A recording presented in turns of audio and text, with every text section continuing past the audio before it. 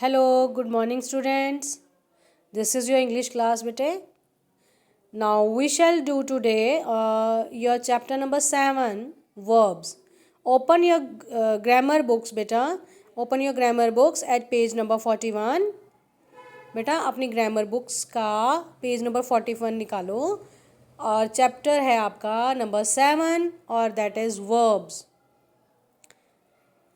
बच्चे मैं आपको पढ़ा रही हूँ, आई एम टीचिंग यू.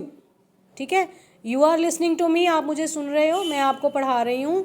तो आप सुन रहे हो, मैं पढ़ा रही हूँ, हम दोनों कोई काम कर रहे हैं. So that action is called verb. कोई भी काम होना जो है, काम का करना, that is verb. Okay, so come to the chapter. A verb is a word that denotes an action. Verb कौन सा वर्ड है जो एक्शन शो करता है. इट आल्सो एक्सप्रेसेस, चाहे वो सब्जेक्ट का एक्शन हो, चाहे वो सब्जेक्ट की स्टेट का एक्शन हो, whatever is there. But आपने ये याद रखना है, ये जो है आपका जो वर्ड जो शो करता है, एक्शन शो करता है, that is verb. Okay, so verbs जो है इट इज़ ऑफ 3 टाइप्स हैं, लेकिन आपकी यहाँ पे 2 टाइप्स दी हुई हैं, सो हम 2 ही लेकर चलेंगे.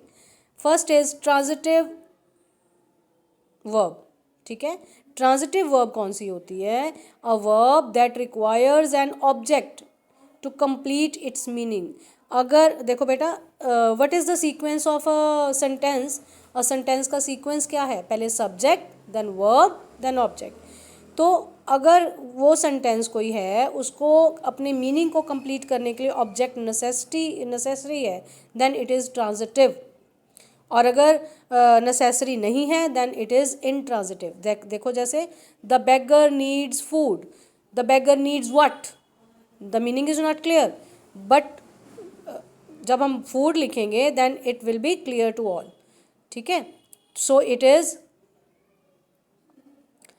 Is transitive. ठीक है, देन आ गया इनट्रांजिटिव. इनट्रांजिटिव जैसे द लॉयन रोड, शेर चिल्लाया, अपने आप में कंप्लीट है, सो इट इज़ इनट्रांजिटिव वर्ब. ठीक है जी.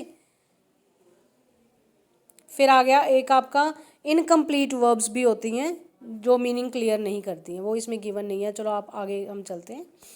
सो parts of a verb. Verb जो है वो आपने बेटा 3 फॉर्म्स ऑफ वर्ब करी हैं.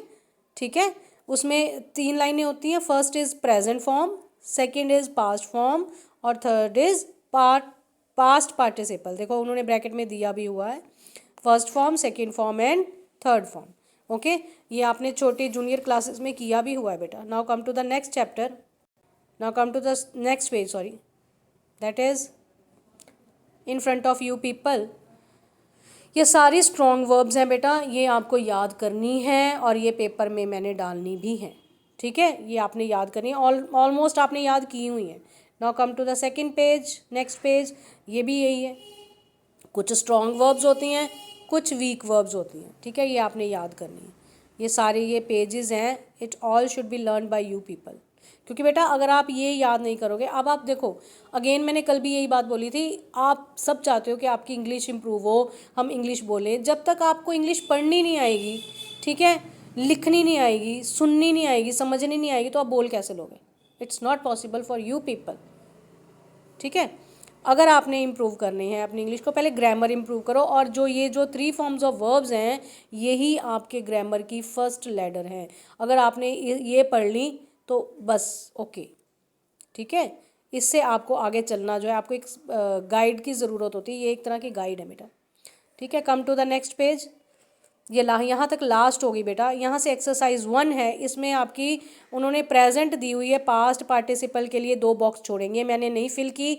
You have to do it yourself, ये आपने खुद फिल करनी है. Now come to the second one.